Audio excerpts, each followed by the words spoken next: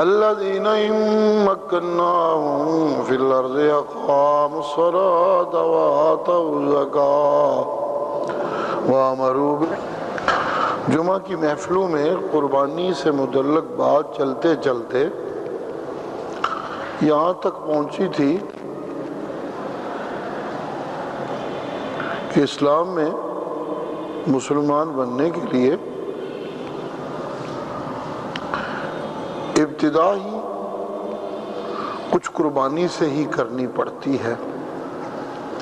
جب پڑھنے والا لا الہ الا اللہ محمد رسول اللہ پڑھتا ہے تو اس سے پہلے کا کفر وہ اس کا اپنا ہوتا ہے، اس سے پہلے کی بغاوت وہ اس کی اپنی ہوتی ہے۔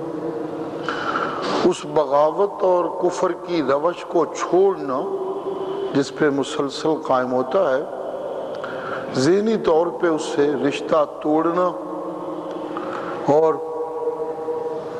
اس سلسلے میں کوئی انانیتیں، چدراہٹیں، عصبیتیں، بہت کچھ قربان کرنا پڑتا ہے، پھر جا کے سچا کلمہ نکلتا ہے لا الہ الا اللہ محمد رسول اللہ۔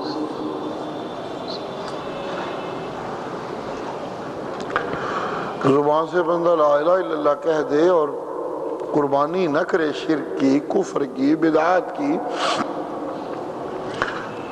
بغاوت جو رب کی کرتا ہے اس کی، تو اس کے لا الہ الا اللہ پڑھنے کا کوئی فائدہ نہیں۔ زبانی پڑھنے سے پڑھتا رہے۔ ضروری بات ہے کہ لا الہ الا اللہ پڑھنے سے پہلے یہ فیصلہ کرے کہ میں نے جو روش بغاوت آج سے پہلے رب کی اختیار کی ہوئی تھی وہ ساری کی ساری میں نے چھوڑ دی۔ یہ قربانی اسے دینی ہوتی ہے۔ اس میں چدراہٹ کو خطرہ ہوتا ہے تو ہوتا رہے، دولت کو خطرہ ہوتا ہے تو ہوتا رہے، جو مرضی ہو۔ قربانی ذہنی کر کے کلمہ پڑھے تو پھر اگلا سفر آسان ہو جاتا ہے۔ اس لیے کہ جب لا الہ الا اللہ پڑھ لیا، جناب رسول اللہ کی غلامی میں آ گیا، محمد رسول اللہ پڑھ لیا، تو اسے 5 وقت کی نماز پڑھنی ہوتی ہے۔ 5 وقت کی نماز کے لیے اپنے 12 گھنٹے میں سے بہت سا وقت قربان کرنا پڑتا ہے۔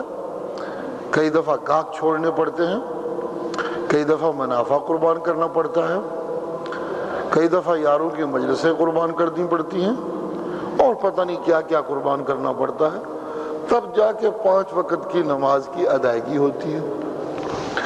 اگر لا الہ الا اللہ پڑھنے سے پہلے اس عزم قربانی کے ساتھ لا الہ الا اللہ نہیں پڑھا، رسمی پڑھ دیا، تو پھر نماز پڑھنی مشکل ہو جائے گی۔ جب 5 وقت کی نماز نہیں پڑھے گا تو پھر وہ مسلمان کیسا ہوا؟ پھر تو وہ اسلام میں داخل نہیں ہوا، پھر تو مسلمانوں کی برادری میں شامل نہیں ہوا۔ ایک کافر کو مسلمانوں کی برادری میں شامل ہونے کے لیے جو نص قرآنی ہے اس میں ترتیب یوں ہے فَإِن تَابُوا وَأَقَامُوا الصَّلَاةَ وَآتَوُا الزَّكَاةَ فَإِخْوَانُكُمْ فِي الدِّينِ۔ اگر وہ سچی توبہ کریں، پچھلا کفر، شرک، بغاوتیں چھوڑیں، اقام الصلاۃ اور نماز قائم کرنے لگیں، آتوا الزکاۃ زکوٰۃ دینے لگیں، فإخوانکم فی الدین پھر وہ دین میں تمہاری برادری ہیں۔ وگرنہ وہ اس اسلامی برادری میں اور دینی برادری میں شامل نہیں ہو سکتا وہ بندہ جو رسمی کلمہ تو پڑھ دے، عزم قربانی سے ابتدا نہ کرے، اور پھر نمازی نہ بن سکے اور زکوٰۃ ادا کرنا اس کے لیے مشکل ہو، مال کی قربانی نہ کرے، تو پھر وہ مسلمان نہیں ہو سکتا۔ پہلے تو اسے یہ قربانی کرنی ہوتی ہے بہت سی، اگر وہ محسوس کرے کہ مجھے تو ایک راہ مل گئی ہے، میں نے تو اپنے آپ کو بچا لیا گمراہی سے، ذلتوں سے، پستیوں سے، میں تو رب کی رحمت سے رفتوں کے سفر پہ چل نکلا، اس لیے کہ لا الہ الا اللہ رفتوں کے سفر کی بنیاد ہے۔ محمد رسول اللہ، جناب رسول اللہ کا نقش قدم سراسر رفتوں کی منزلیں طے کرنے کے لیے ہوتا ہے۔